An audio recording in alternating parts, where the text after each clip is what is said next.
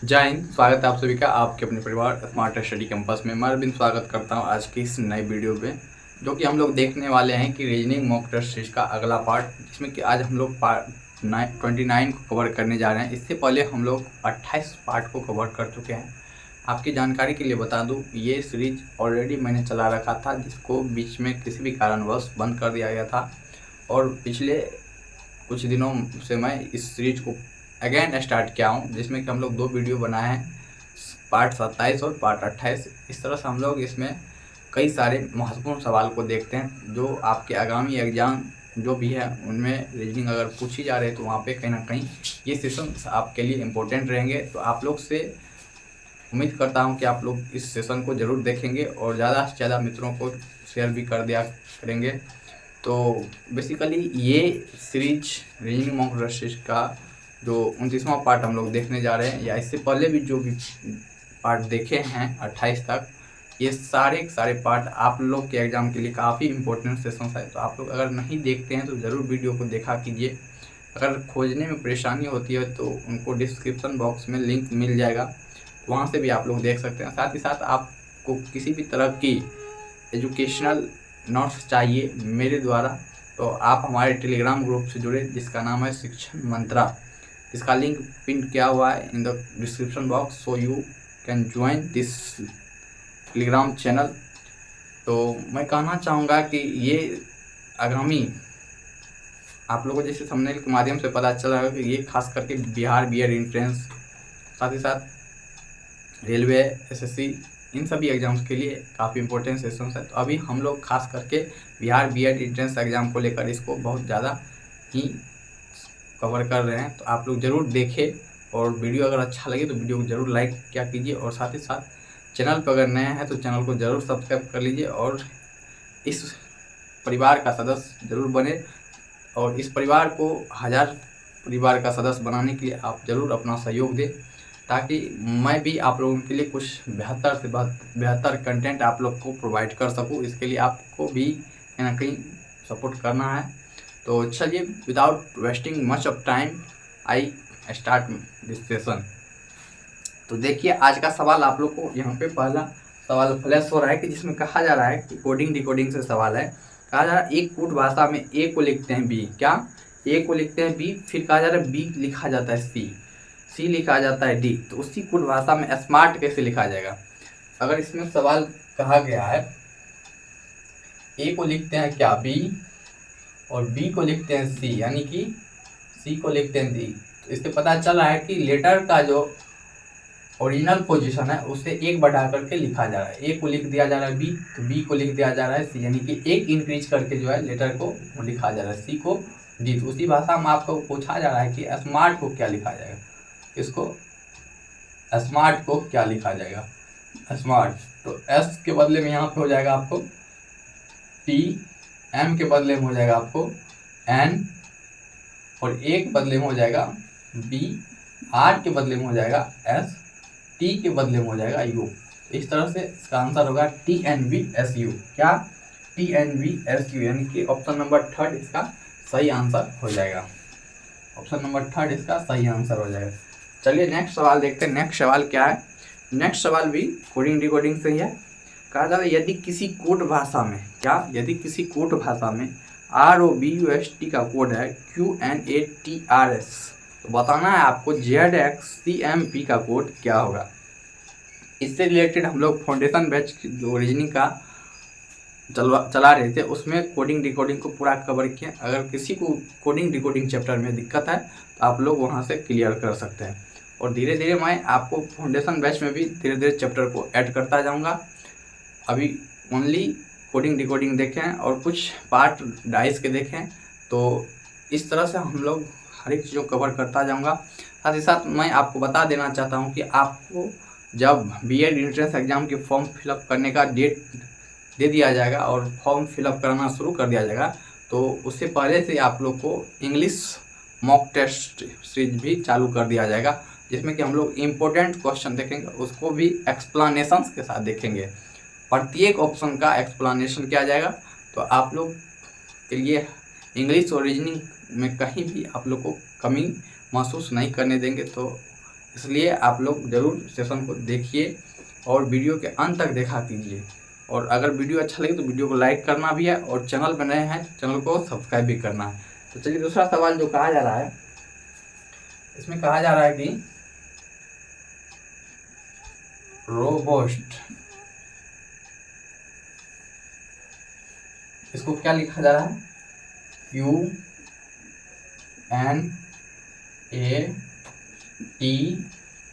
QNATRS लिखा जा रहा है। तो आपको बताना है कि ZXCMP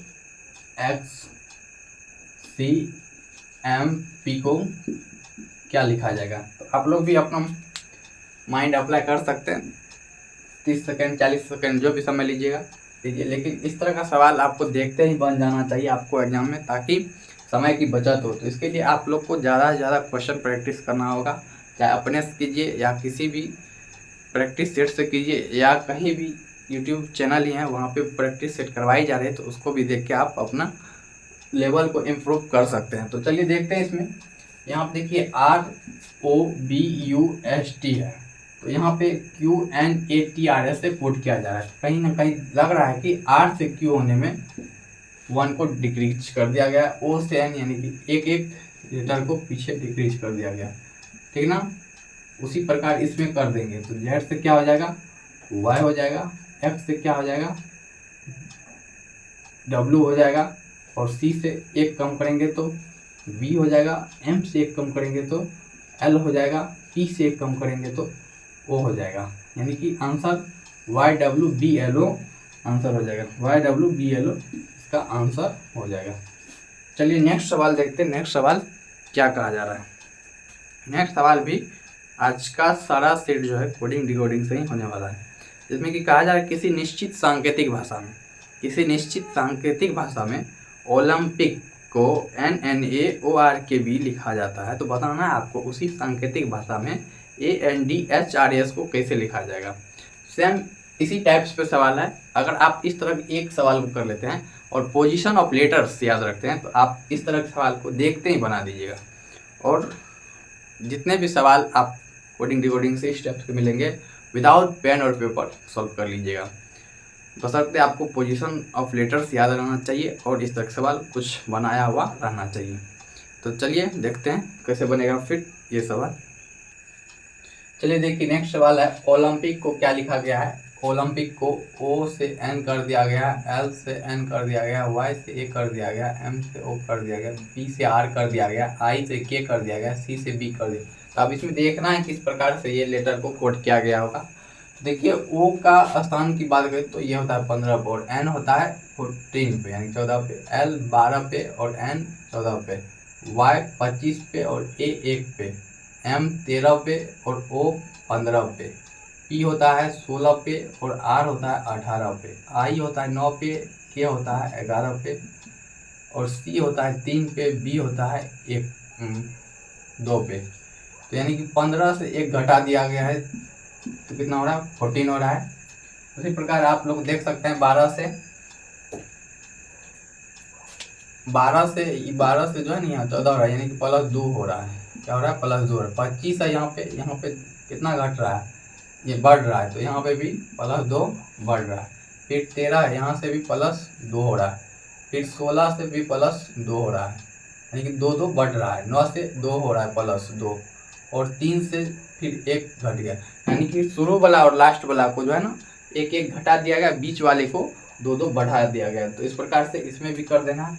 ए से अगर 1 घटाएंगे तो कितना हो जाएगा? Z हो जाएगा।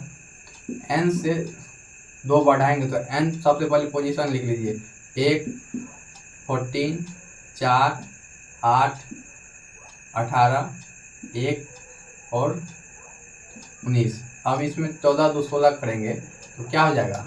P हो जाएगा। फिर D से 2 बढ़ाएंगे, +2 करेंगे तो D से कितना हो जाएगा? 6 EF हो जाएगा। S से I J हो जाएगा, R से T हो जाएगा, A से C हो जाएगा और S से 1 कम करेंगे क्या हो जाएगा? R हो जाएगा। R हो जाएगा, यानी कि आंसर की बात करें तो आंसर हो जाएगा ZPF JTCR, यानी कि ऑप्शन नंबर डी इसका सही आंसर हो जाएगा। इस तरह से हम लोग कोडिंग डिकोडिंग को कर सकते हैं। अब कहा जा रहा है एक अंग्रेजी वर्णमाला सीखने वाला छोटा बच्चा केवल सीधी रेखाएं खींच सकता है, वह बड़ी अंग्रेजी वर्णमाला के कितने अक्षर लिख सकता है। कहा जा रहा है अंग्रेजी वर्णमाला में 26 लेटर्स होते हैं, तो उनमें से कहा जा रहा है कि एक छोटा बच्चा है जो कि अंग्रेजी वर्णमाला सीख रहा है और वह केवल और केवल सीधी रेखा वाला ही रेखा को खींच सकता है। तो बताना है वह बड़ी अंग्रेजी वर्णमाला के कितने अक्षर लिख सकते हैं। तो आप लोग को अब इसमें ढूंढना है ए से जेड तक में जो है ना कितने लेटर हैं जो इस तरह से सीधी खाली रेखा खींच सकता है। जैसे ए हो गया, इसमें सीधी रेखा खींच सकता है। जैसे जेड हो गया तो जेड में सीधी रेखा खींच सकता है। तो इस प्रकार के कितने लेटर हैं, तो इस प्रकार के 15 लेटर्स हैं। कितने लेटर्स हैं? 15 लेटर्स है जिसको कि सीधी रेखा में खींच सकते हैं। क्या 15 लेटर्स है? यहाँ पे आप लोग को नहीं दिख रहा होगा, यहाँ पे लिख देते हैं ए से जेड तक में जो है कुल 15 लेटर्स हैं सीधी रेखा में खींचने वाले। कितने? 15 लेटर्स हैं सीधी रेखा में खींचने वाले, सीधी रेखा में खींचने वाले। इसको याद रखना है, इसको लिखने लग जाइएगा, उसमें गड़बड़ा जाएगा। और इसमें बता देते हैं कौन कौन है। इसमें जो है ए होता है, उसके बाद ई होता है, एफ होता है, एच होता है, आई होता है, उसके बाद के होता है, एल होता है, एम होता है, उसके बाद एन होता है, उसके बाद टी होता है, फिर भी होता है, डब्लू होता है, एक्स होता है, वाई होता है, जेड होता है। इस तरह से टोटल 15 लेटर्स हैं जिसको सीधी रेखा में खींच सकते हैं। चलिए नेक्स्ट सवाल देखते हैं। नेक्स्ट सवाल कहा जा रहा है यदि 5 स्वर ए ई आई ओ यू, हम लोग जानते हैं कि स्वर की संख्या कितनी होती है इंग्लिश में? 5, यानी वोवेल 5 होते हैं, ए ई आई ओ यू में से प्रत्येक को प्रथम 5 आभास संख्याओं से अंकमान किया जाए। अब जानिए आभास संख्या क्या होता है। आभास संख्या वैसी संख्या जो केवल और केवल एक और अपने से कर सके, विभाजित हो सके, उसे आभास संख्या कहते हैं। तो 5 स्वर को जो है ना 5 प्रथम आभास संख्या से अंकमान करना, उसके बाद सभी स्वरों का कुल मान कितना, उसके बाद ऐड कर देना तो कितना होगा। चलिए आप लोग वीडियो में बने रहिए। चलिए 5वां सवाल जो है देखिए, ए ई आई ओ यू, यह कितने वोवेल है? 5 वोवेल है। अब आभास संख्या की बात करें तो आभास संख्या प्रथम 5 कितना हो जाएगा? आभास संख्या कितना हो जाएगा? 2, 3, 5, 7, 11। तो अब इसको जो है ना ऐड कर देना है। तो ए का मान कितना हो जाएगा? ए का मान हो जाएगा 2। उसी तरह यहाँ पे देखिए ए का मान हो जाएगा 2, ई का मान हो जाएगा 3, आई का 5, ओ का 7, यू का 11। अब इसको जोड़ देना है। क्या कर देना है? प्लस कर देना है। प्लस कर देना है। तो इसको जोड़िएगा तो उसके बाद जो भी आएगा मान वही हो जाएगा। 3 2 5, 5 5 10, 7 17, 17 और 11 कितना है? 28। कितना हो जाएगा? 28। इसका जो है आंसर हो जाएगा 28। चलिए नेक्स्ट सवाल देखते हैं। नेक्स्ट सवाल कहा जा रहा है निम्नलिखित 5 शब्दों पर विचार कीजिए। क्या? निम्नलिखित 5 शब्दों पर विचार करना है तथा निर्णय कीजिए कि कौन सा अनुक्रम उन्हें वर्णमाला क्रम में प्रस्तुत करता है। अब देखिए यहाँ पे 5 शब्द दिया गया है। क्या? 5 शब्द दिया गया है, इसको अंग्रेजी वर्णमाला के क्रम के अनुसार सजाना है। तो इस तरह के सवाल आपको काफ़ी मिलेंगे, तो इस तरह के सवाल बनाने के लिए आप लोग सीख लीजिए। जैसे देखिए इसमें पहला है एप्रीहेंसिव। एप्रीहेंसिव।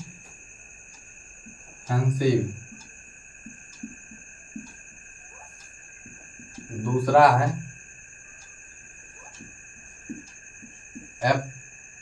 अप्रोचेबल।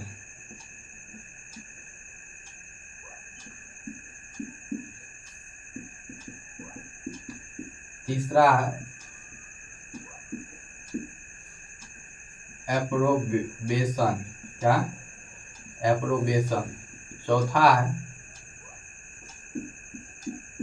अपोलो। 5वां है एनिवर्सरी। अब इसमें अंग्रेजी वर्णमाला के अनुक्रम के आधार पर इसको जो है ना सजाना है और इसमें बताना ऑप्शन कौन सा सही होगा। तो देखिए अंग्रेजी वर्णमाला में हम लोग जानते हैं सबसे पहला क्या होता है, ए होता है। अगर सबसे पहले देखें तो सब में ए है, क्या है, ए है। तो इससे तो नहीं छट रहा है कि सबसे पहला लेटर यानी कि वर्ड कौन सा आएगा। उसके बाद देखते हैं पी है, तो पी पी पी पी यहाँ लेकिन नहीं है, तो यहाँ क्या है, एन है। तो एन पी से पहले आएगा या बाद में आएगा, एन पी से पहले आता है, क्या, एन पी से पहले होता है। यानी कि इसका अनुक्रम पहला हो जाएगा 1, यानी कि इसका काम हो गया। अब ये 4 बचा, इस चारों में छाटना। फिर तीसरा लेटर क्या है, पी है, पी है, पी है, पी है, इससे नहीं छटा रहा है, नहीं छटा रहा है, नहीं छटा रहा है, नहीं छटा रहा है। अब देखते हैं आगे क्या, आर है, आर है, आर है, इसमें ओ है। देखिए आर आर से तो पता नहीं चल रहा है कि ये आगे अलग हुआ है कि नहीं, लेकिन यहाँ पे चौथा लेटर आर की जगह ओ हो जा रहा है, यानी कि ओ आर से पहले होता है, यानी कि ये क्रम में चौथा हो जाएगा। अंग्रेजी वर्णमाला के अनुसार देखना पड़ रहा है, तो इस तरह से आप लोग देखिए और छांटिए।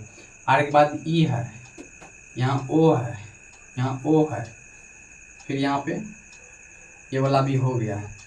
उसके बाद ई ओ ओ वाला तो नहीं छांट सकते हैं, तो ई वाला पहले आता है, तो ई वाला छांट लेंगे। अब ये भी हो गया। इसमें अब बच रहा है ओ, इसमें ए और बी, इसमें ए पहले आ रहा है और बी, तो ए बी से पहले आता है, यानी कि 2 और 3 आता है, यानी कि आंसर ये आपको हो जाएगा।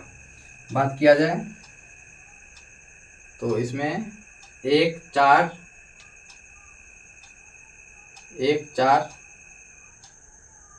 और यहाँ 1 4 नहीं 5 हो जाएगा, पहले क्या होगा, 5 हो जाएगा, 5 4 1 2 3, यानी कि ऑप्शन नंबर इसका डी हो जाएगा, क्या, डी आंसर इसका हो जाएगा। चलिए नेक्स्ट देखते हैं, नेक्स्ट क्या है। नेक्स्ट है, पूछा जा रहा है सब ट्रायंगल में अक्षरों के ऐसे जोड़े कितने हैं जिनमें शब्दों में उनके बीच उतने ही अक्षर आते हैं जितने कि वर्णमाला में। तो चलिए इस सवाल को समझते हैं कैसे बनेगा ये सवाल। देखिए 7वां सवाल कहा जा रहा है सब ट्रायंगल में अक्षरों के ऐसे जोड़े कितने हैं जिनमें कि शब्दों उनके बीच उतने अक्षर जितने कि वर्णमाला में। हम जानते हैं वर्णमाला क्या होता है, ए से जेड होता है। जैसे मान लीजिए ए और सी के बीच कितना लेटर है, 1 लेटर है। ए से डी के बीच कितना लेटर है, 2 लेटर है। तो उसी प्रकार अंग्रेजी वर्णमाला के हिसाब से इनमें ऐसे कितने जोड़े बनते हैं जितने कि जैसे अंग्रेजी वर्णमाला में उतने ही अक्षर होते हैं, तो उसी प्रकार इसमें उतने ही अक्षर वाले कितने ऐसे जोड़े बनेंगे। तो सबसे पहले इस तरह सवाल का क्या लिखते हैं, नंबर ऑफ पोजीशन लिखते हैं। क्या लिखते हैं, पोजीशन 20।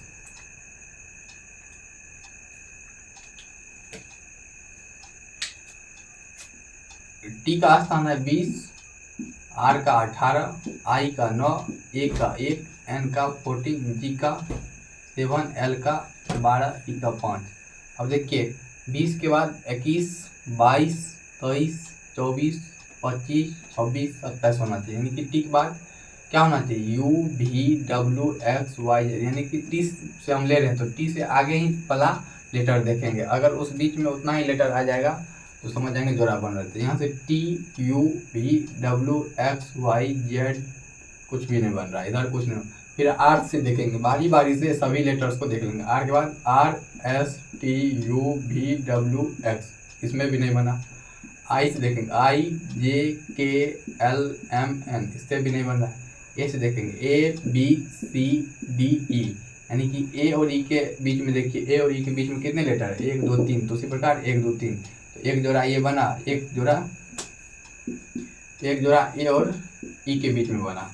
उसके बाद एन एम ओ पी नहीं बन रहा है, जी एच आई, यानी कि सीधे सीधे में केवल और केवल एक बना। अब देखते हैं उल्टा देखते हैं, ई से देखेंगे, ई एफ जी, ई से जी बन रहा है, ई के बाद जी एच आई जे के एल, यहाँ तक देखिए नहीं बना। फिर एल से एल एम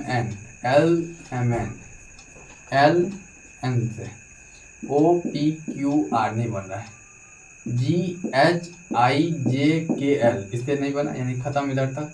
एन से देखेंगे, एन के बाद ओ पी क्यू आर नहीं बना। अब ये से देखते हैं ABCD नहीं बना, आई से देखते हैं IJK RS नहीं बना, यानी कि टोटल और टोटल A और E के बीच में बन रहा है, E और G के बीच में बन रहा है, L और N के बीच में बन रहा है, यानी कि टोटल कितना हो गया 3 जोड़ा बन रहा है।